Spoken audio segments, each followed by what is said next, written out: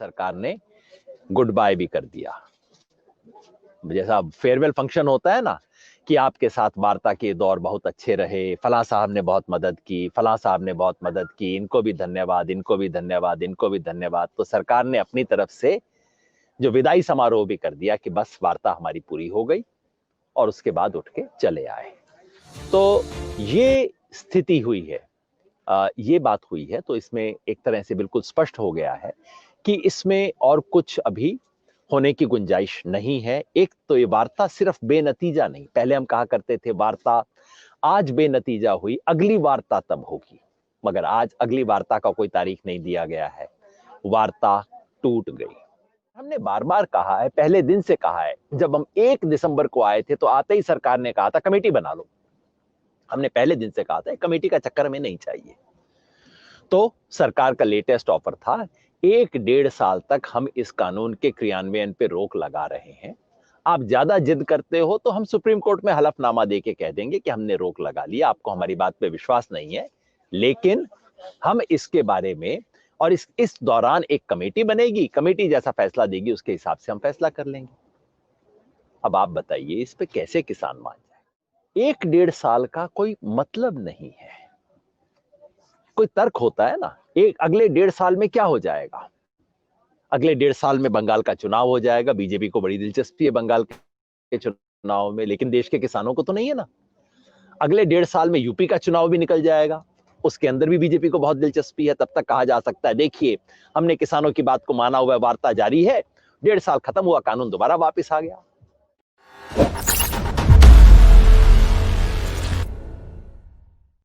कुछ देर पहले आपने सुन लिया होगा, टीवी ने फिर कहा है वार्ता बेनतीजा निकली, पर दरअसल बेनतीजा कहना ठीक नहीं है। सही तो ये कहना होगा कि वार्ता टूट गई। इसका मतलब है कि सरकार की तरफ से स्पष्ट इशारा है कि अब वार्ता का दौर खत्म हो गया, वार्ता से कुछ नहीं निकला, तो आगे क्या रास्ता है। आज आपको उसके बारे में, वार्ता क्यों बेनतीजा रही, किसानों को फिर शाम को कह दिया जाएगा अड़ियल हैं, जिद्दी हैं, 2 महीने से ड्रामा चल रहा है किसान तो जिद्दी है, तो कुछ ये तो हम चर्चा करेंगे कि सरकार का प्रस्ताव क्या था, किसानों ने क्यों रिजेक्ट किया, सरकार का आज वार्ता तोड़ने के पीछे क्या मंशा हो सकती है, 26 जनवरी के कार्यक्रम को क्या होगा, और आपको और मुझे अब क्या करना है। मैं यहां फिर शाहजहांपुर में हूं, अच्छी खासी ठंडी है, लोग हाथ ताप रहे हैं। आज मेवात में सुनेहड़ा में भी जाने का मौका मिला। सुनेहड़ा वो पॉइंट है जहां मेवात का राजस्थान और हरियाणा की बाउंड्री, मेवात एक इलाका है जहां राजनीतिक बाउंड्री जो है दोनों तरफ एक तरह का समुदाय रहता है। तो मेवात राजस्थान में भी है, हरियाणा में भी है, लेकिन अब वहां पे एक और मोर्चा लग गया है। ये जो पक्के मोर्चे देश में जगह जगह लगते जा रहे हैं ना, मैं बंगाल वाले पक्के मोर्चा में भी गया था, तो सुनेहड़ा में राजस्थान की तरफ पक्का मोर्चा लगा दिया गया है। वहां हरियाणा के मेवात से भी साथी आए हुए थे, राजस्थान के मेवात से भी आए हुए थे, उनको भी एड्रेस किया। आज राजस्थान के अंदर लक्ष्मण गढ़वास, वहां भी जाने का मौका मिला, किसानों के साथ बात अपनी रखने का मौका मिला, वो शायद आपने फेसबुक लाइव पे देखा होगा। लेकिन आज फोकस सरकार से वार्ता। सरकार की तरफ से परसों ऑफर आ गया था, और ऑफर ये था कि भाई हम इस कानून को 1-1.5 साल तक ये इसको रद्द नहीं, 1-1.5 साल के लिए इसके क्रियान्वयन पे रोक लगाने के लिए तैयार है। अब आपको याद होगा कि सुप्रीम कोर्ट ऑलरेडी इसके क्रियान्वयन पे रोक लगा चुका है, सुप्रीम कोर्ट स्टे दे चुका है, और हमने कहा था अच्छी बात है, सुप्रीम कोर्ट का अधिकार है स्टे देना, लेकिन हम स्टे लेने के लिए नहीं आए। स्टे आज है, 1.5 महीने बाद हट सकता है, 1 साल बाद हट सकता है, कानून दोबारा लागू हो जाएगा। सरकार उसी का एक दूसरा वर्जन लेके आई और कहा कि अब आप सुप्रीम कोर्ट की तरफ से नहीं, सरकार ने कहा हम अपनी तरफ से इन कानूनों के क्रियान्वयन के ऊपर एक स्टे लगा देंगे। 1 साल, उन्होंने कहा 6 महीना, 1 साल, 1.5 साल तक हम लगा देंगे। कुछ टीवी चैनल ने 2 साल भी लिख दिया, क्योंकि कहने में उनकी इतना लूज था कहना कि उसका कुछ भी अर्थ निकाला जा सकता था। टीवी चैनल ने 2 साल भी लिख दिया, और सब लोगों को लगा चलो भाई लगभग काम तो हो गया।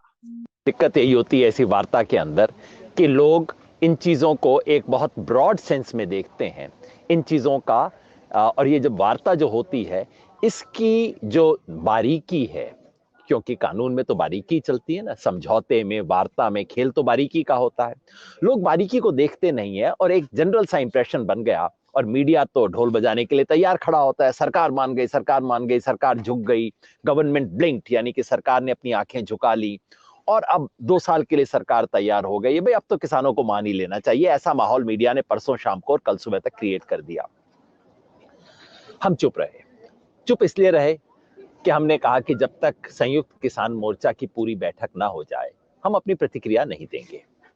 तो कल सिंगू बॉर्डर पे संयुक्त किसान मोर्चा की बैठक हुई। रात 9:30 बजे तक हमारी बैठक चली। मैं खुद उसको चेयर कर रहा था, इसलिए बाहर आ भी नहीं सकता था। कल वहां पंजाब के संगठनों की अलग बैठक हुई। उसके बाद पंजाब के संगठनों के अलावा पूरे देश के जितने भी किसान संगठन हैं, सबकी बैठक हुई।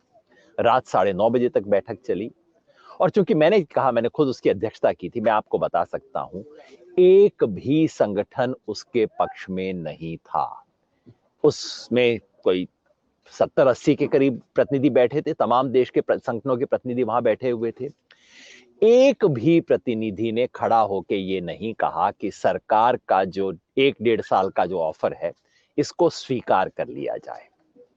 अब आप सोच रहे होंगे, नहीं मैंने मीडिया में तो कुछ दूसरी खबरें सुनी थी। मैंने सुना था कि नहीं, 2 ओपिनियन हो गए हैं, कहीं लिखा गया था 17-15 से फैसला हुआ, बड़ा नजदीकी का फैसला था। ये कुछ किस्से बन जाते हैं।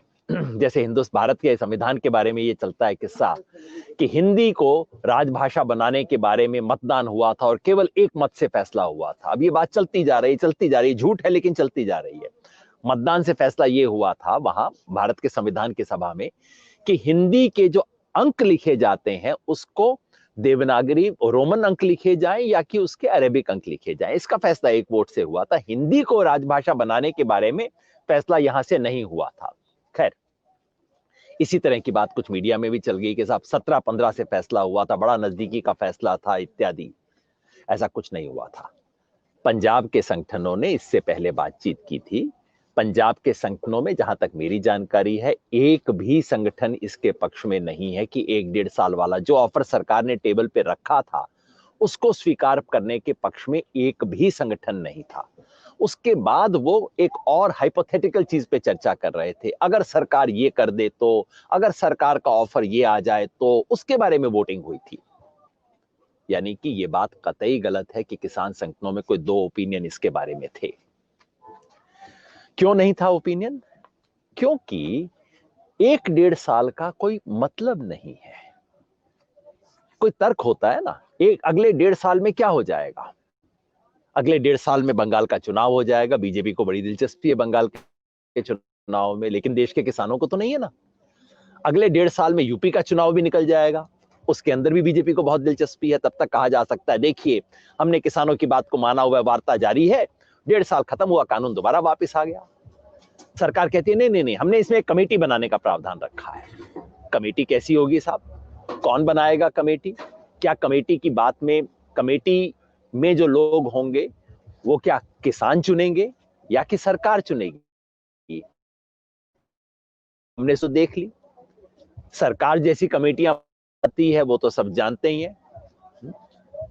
वो कोई पंजाब का साथी कह रहा था कि हमारे यहाँ कहते हैं कि कमेटी का मतलब है कि काम पे मिट्टी, जिस काम पे मिट्टी डालनी हो, जिस काम को आपको आगे नहीं चलाना, उसके अंदर कमेटी बना दो। तो सरकार ने ये नहीं बताया कि कमेटी कौन होगी, क्या करेगी। कमेटी बैठ के तय करेगी कि ये कानून सही है कि गलत है। कमेटी का ऐसा मामला है जी कि आप मुझे बता दो, मैं ऐसी कमेटी बना दूंगा जो कहेगी कानून गलत ही गलत है, और आप मेरे को दूसरे हाथ से उठाने को कहोगे, मैं ऐसी कमेटी बना दूंगा जो कहेगी कानून सही सही है। तो असली सवाल ये नहीं कि कमेटी बना देगी, असली सवाल है कमेटी कौन होगी, किस आधार पे करेगी।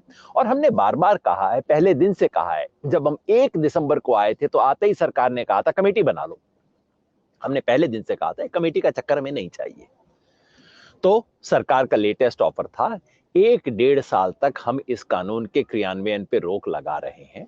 आप ज्यादा जिद करते हो तो हम सुप्रीम कोर्ट में हलफनामा देके कह देंगे कि हमने रोक लगा लिया, आपको हमारी बात पे विश्वास नहीं है, लेकिन हम इसके बारे में, और इस दौरान एक कमेटी बनेगी, कमेटी जैसा फैसला देगी उसके हिसाब से हम फैसला कर लेंगे। अब आप बताइए इस पे कैसे किसान मान जाए। किसान देश के कोने कोने से आए हैं, पिछले 2 महीने से बैठे हुए हैं, 125 से ज्यादा हमारे साथी शहीद हो चुके हैं, और सरकार कहे ये तो स्टे ऑर्डर मिल गया। साल डेढ़ का स्टे ऑर्डर तो कहीं भी किसी कोर्ट से भी मिल जाता है।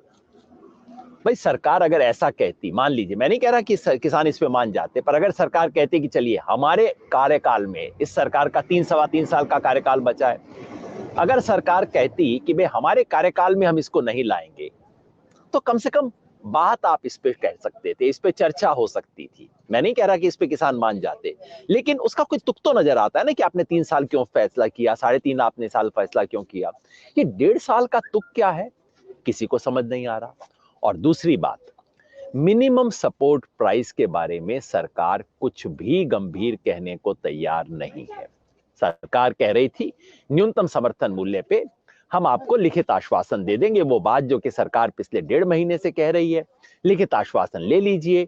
ज्यादा से ज्यादा ये कहते हैं कि आप ये आश्वासन ले लीजिए कि जिसको आज एमएसपी मिल रहा है उसको मिलता रहेगा, जिसका मतलब है जिसको आज नहीं मिल रहा है उसको आगे भी नहीं मिलेगा। किसान कह रहे हैं कि ये तो हम नहीं चाहते। तो 2 प्रमुख जिज थी। पहला ये कि कानून को आप रोक रहे हो, लेकिन एक बहुत छोटी अवधि के लिए रोक रहे हो, जिसके बाद आपका जो मन आएगा करोगे। तब तक आंदोलन खत्म हो चुका होगा, लोग अपने घर वापस चले गए होंगे, दोबारा बुलाते बनेगा नहीं, और बस उसके बाद आप कहोगे ठीक है हमने विचार कर लिया, कमेटी अपनी बना ली, कमेटी ने ऐसा फैसला दिया, कमेटी के आधार पे हमने कर दिया, अब दोबारा इकट्ठा कर लो आंदोलन। दोबारा इस तरह का आंदोलन कभी खड़ा होगा? आप सोचो कितनी मुश्किल से यह आंदोलन, किस किस संयोग से, किस किस मेहनत से, कितनी कुर्बानी से खड़ा हुआ है। सरकार कह रही है वापस चले जाओ, बाद में देख लेंगे। और दूसरा ये कि एमएसपी, जिसकी 80% किसानों को उम्मीद है, देश का तमाम किसान सोचता है मुझे अपनी फसल का दाम मिल जाए, और बहुत सारे किसान हैं जो कि 3 कानूनों की बारीकी तो नहीं समझते, लेकिन इतनी मोटी बात समझते हैं कि मेरे को फसल का ठीक रेट नहीं मिल रहा और मेरे को इसकी तो गारंटी मिलनी चाहिए। उसके लिए सरकार के परसों के प्रपोजल में कुछ भी नहीं था, एक शब्द नहीं कह रही सरकार। मैं इस टाइम राजस्थान में बैठा हूं, जहां ज्यादातर फसलों का एमएसपी नहीं मिलता। वैसे ये जो कांग्रेस वाले उछल उछल के कई बार कहते हैं ना कि साहब हम किसानों के साथ हैं, हम किसानों के साथ हैं, उनको जरा याद दिला दीजिए भैया राजस्थान में आप कौन सी एमएसपी दे देते हो? अगर आप किसानों के साथ हो तो आप ही दे दो ना पहले तो एमएसपी। खैर, यहां राजस्थान में बैठे हुए मैं तो भूल नहीं सकता ना कि देश के तमाम किसान इस आंदोलन में सिर्फ 3 कानून रद्द करने की तरफ नहीं देख रहा, वो तो चाहता ही है, लेकिन साथ में ये भी उम्मीद कर रहा है कि इससे कुछ मिलेगा। 3 कानून रद्द होने से तो सिर्फ मुसीबत टलेगी, नया कुछ मिलेगा नहीं। इतने बड़े आंदोलन के बाद किसान खाली हाथ चला जाए, ये तो किसी को मंजूर नहीं हो सकता। इसलिए आराम से चर्चा करने के बाद सर्वसम्मति से राय बनी हमारी कि हम चाहेंगे, हम सबकी सर्वसम्मति से राय बनी कि हम इस प्रस्ताव को मंजूर नहीं कर सकते। हमारे साथी गए और उन्होंने आज जाके, कल रात को ही घोषणा हमने मीडिया में कर दी थी, आज सुबह जाके बता दिया कि जी हम तो इसको स्वीकार नहीं कर सकते। उन्होंने कहा अच्छा आप स्वीकार नहीं कर सकते?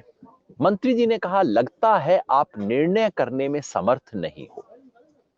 मंत्री मुझे बता रहे हैं मेरा घर मुझे कैसे चलाना चाहिए, कहते हैं लगता है कि आप ठीक से निर्णय करने की आपकी प्रक्रिया ठीक नहीं है। उसके बाद सिर्फ 8-10 मिनट बात हुई, मंत्री ने कहा कि अच्छा हम जाके बात करते हैं और आप भी जाके बात कीजिए। किसान बैठे रहे। हमने उम्मीद की कि हो सकता है सरकार कुछ और प्रस्ताव लेके आए। कल जब हमारी बातचीत हुई, कई लोगों से अनौपचारिक बातचीत हुई, तो मैंने कहा कि देखिए हकीकत यह है कि सचमुच में वार्ता तो परसों शुरू हुई है, इससे पहले तो वार्ता का नाटक हो रहा था क्योंकि सरकार कुछ टेबल पे रख ही नहीं रही थी। तो वार्ता तो परसों शुरू हुई और मैंने भी उम्मीद की थी कि सरकार ने अभी तो पहला पत्ता रखा है, फिर दूसरा पत्ता रखेंगे, पता लगेगा सरकार क्या कहना चाहती है, बातचीत होगी और हो सकता है 26 जनवरी से पहले मामला निपट जाए। हम सब चाहते हैं, मामला निपटाना चाहते हैं, कोई यहाँ पे खुश होके बैठा नहीं हुआ। तो उम्मीद की थी, मैंने की थी, बहुत लोगों ने की थी कि सरकार अभी पहला कदम रखा है, दूसरा कदम, तीसरा कदम होते होते हो सकता है 26 जनवरी तक बात बन जाए, कोशिश करनी चाहिए। लेकिन आज सरकार ने आके बिल्कुल आराम से कह दिया। जब वो मंत्री गए कुछ टाइम के लिए, 2 घंटे के लिए बाहर रहे, हमारे साथियों ने खाना खाया, उसके बाद जब वापस गए, सरकार ने दो टूक जवाब दे दिया जी, हमारा तो बेस्ट ऑफर आ गया। जैसा दुकान में कहते हैं ना कि जी मैंने तो बस ये दे दिया प्राइस, अब है तो ठीक है, लेना है तो लो, नहीं तो कोई बात नहीं। तो सरकार ने आके कह दिया जी हमने तो मैक्सिमम दे दिया, 1.5 साल का है, अगर आपको एक्सेप्टेबल है तो ठीक है, नहीं तो अब इसमें कोई चर्चा की गुंजाइश नहीं है। और सरकार ने कहा कि आप अगर इस पे अपना पुनर्विचार करते हो, आपको दोबारा मन होता है तो आप आ जाना, दुकान खुली हुई है, नहीं तो हमारी अपनी तरफ से तो हो गया। और सिर्फ यही नहीं, इसके बाद सरकार ने गुड बाय भी कर दिया। जैसा फेयरवेल फंक्शन होता है ना कि आपके साथ वार्ता के दौर बहुत अच्छे रहे, फलां साहब ने बहुत मदद की, फलां साहब ने बहुत मदद की, इनको भी धन्यवाद, इनको भी धन्यवाद, इनको भी धन्यवाद। तो सरकार ने अपनी तरफ से जो विदाई समारोह भी कर दिया कि बस वार्ता हमारी पूरी हो गई, और उसके बाद उठ के चले आए।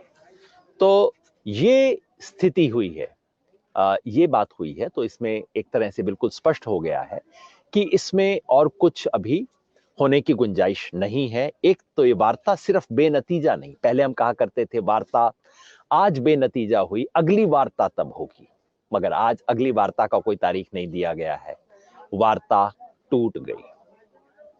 फिर क्या होगा?